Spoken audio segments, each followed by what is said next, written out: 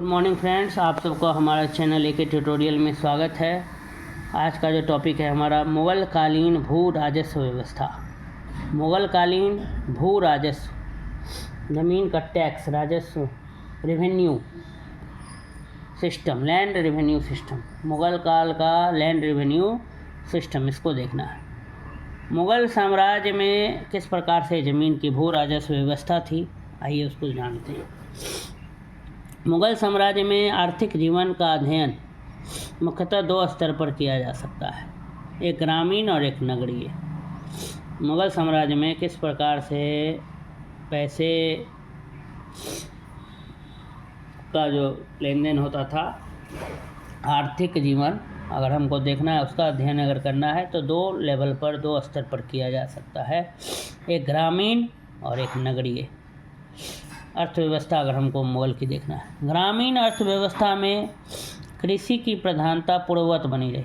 ग्रामीण अर्थव्यवस्था जो था वहाँ कृषि का प्रधानता था पहले से भी, और वही रहा। खेती करके ही लोग अपना जीविकोपार्जन करते थे। जबकि नगरीय जीवन में व्यापार और शिल्प उत्पादन की स्थिति पहले की तुलना में अधिक समुन्नत रही। ग्रामीण अर्थव्यवस्था में तो कृषि की ही प्रधानता बनी रही, जबकि नगर के जीवन में व्यापार और शिल्प उत्पादन की स्थिति पहले की तुलना में अधिक क्या हो गई, समुन्नत हो रह गई। सबसे बढ़कर यूरोपीय व्यापार का मार्ग क्या हुआ, प्रशस्त हुआ। यूरोपीय व्यापार का जो रास्ता था, मार्ग, वो प्रशस्त हुआ और विभिन्न यूरोपीय व्यापारी कंपनियों ने भारत में अपने क्रियाकलाप क्या किया, आरंभ किया। मुद्रा प्रणाली भी अधिक सुव्यवस्थित हुई और बैंकिंग एवं बीमाकरण आदि की दिशा में उल्लेखनीय प्रगति। इन परिवर्तनों के बावजूद मुग़ल कालीन अर्थव्यवस्था का स्वरूप कृषि प्रधान ही रहा और राज्य की आमदनी का सबसे महत्वपूर्ण स्रोत लगान या भू राजस्व ही रहा।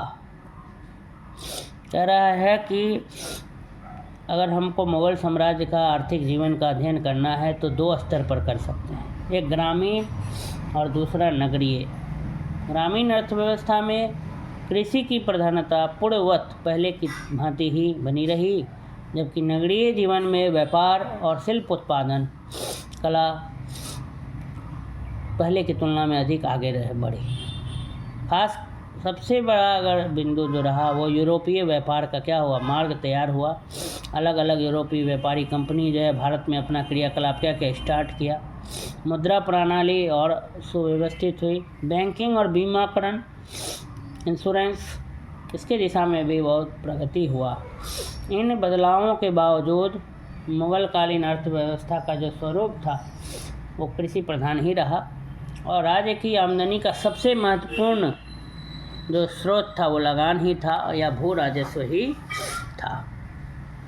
मुग़ल साम्राज्य की पुनर्स्थापना के बाद ही अकबर ने राजस्व प्रणाली को सुव्यवस्थित करने के उपाय किए। मुग़ल साम्राज्य की जब पुनर्स्थापना हो गई उसके बाद ही अकबर ने राजस्व प्रणाली को सुव्यवस्थित करने का क्या किए, उपाय किए। इसी क्रम में उसने विभिन्न प्रयोग किए और अंततः शेरशाह द्वारा विकसित लगान व्यवस्था को कुछ सुधारों के साथ ग्रहण किया। मुग़ल साम्राज्य की पुनर्स्थापना के बाद अकबर ने राजस्व प्रणाली को सुव्यवस्थित करने के उपाय किए और इसी क्रम में उसने विभिन्न प्रयोग किए और अंततः शेरशाह द्वारा विकसित लगान व्यवस्था को कुछ सुधारों के साथ ग्रहण किया। अकबर की इसी व्यवस्था का प्रचलन उसके उत्तराधिकारियों ने भी क्या रखा, जारी रखा। मुग़ल काल में भू राजस्व को माल अथवा खराज कहते थे। माल अथवा खराज, इसका स्वरूप कृषि संबंधी कर का था जो विभिन्न फसलों के आधार पर वसूल किया जाता था। मुग़ल काल में भू राजस्व को माल अथवा खराज कहते थे। इसका स्वरूप कृषि संबंधी कर का था, कृषि से जुड़ा हुआ टैक्स था जो विभिन्न फसलों के आधार पर वसूल किया जाता था। राज्य की आमदनी का यही मुख्य स्रोत था।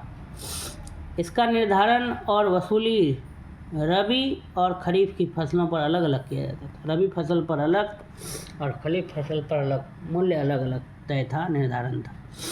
इस व्यवस्था का मूल आधार शेरशाह द्वारा विकसित प्रणाली पर आधारित था। शेरशाह द्वारा जो सिस्टम था उस पर आधारित था। शेरशाह ने अपने शासनकाल में एक योग्य एवं कार्य कुशल राजस्व प्रणाली का विकास किया था।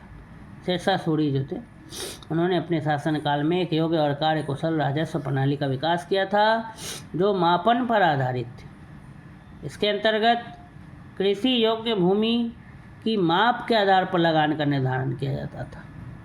इसके अतिरिक्त शेरशाह ने किसानों को पट्टा देने और उससे कबूलियत लेने के उपाय किए, जिससे राज्य और किसान के बीच प्रत्यक्ष संबंध क्या हुआ, स्थापित हुए और जागीरदारों एवं जमींदारों की स्थिति कमज़ोर पड़ी। शेरशाह ने लगान के निर्धारण के लिए भूमि के वर्गीकरण के आदेश दिए थे। भूमि को उपज के आधार पर 3 श्रेणियों उत्तम, मध्यम तथा निम्न में विभाजित कर तीनों की औसत उपज का आकलन करके इसका 1/3 अंश लगान निर्धारित किया जाता था। तो भूमि को उपज के आधार पर देखा जाता था, उसको 3 श्रेणी में बांटा गया था, एक उत्तम, एक मध्यम और एक एकदम निम्न। तो फिर तीनों का औसत उपज निकाल करके उसका 1/3 भाग अंश जो था वो लगान बनाया जाता था। लगान की यही दर रय कहलाती थी। नगद वसूली की स्थिति में इसी रय का अनाज के प्रचलित मूल्यों के आधार पर नगद दरों में परिवर्तित कर लिया जाता था और यह नगद दरें दस्तूर कहलाती थी। उसने लगान के नगद अदायगी को लोकप्रिय बनाया और किसान की सुविधा के लिए तकावी ऋण का प्रचलन भी किया। किसान को ऋण भी देने का प्रावधान किया। ठीक है, तो ये था मुगलकालीन भू राजस्व व्यवस्था। ठीक है, जिसमें वहाँ का जो कर लगान जो था उसका नाम था रय। ठीक है, तो इसी तरह जो है हमने ये मुगलकालीन भू राजस्व व्यवस्था को देख लिया। अगर ये टॉपिक आपको अच्छा लगा मेरा वीडियो तो जो है आप मेरे चैनल को सब्सक्राइब करें। धन्यवाद।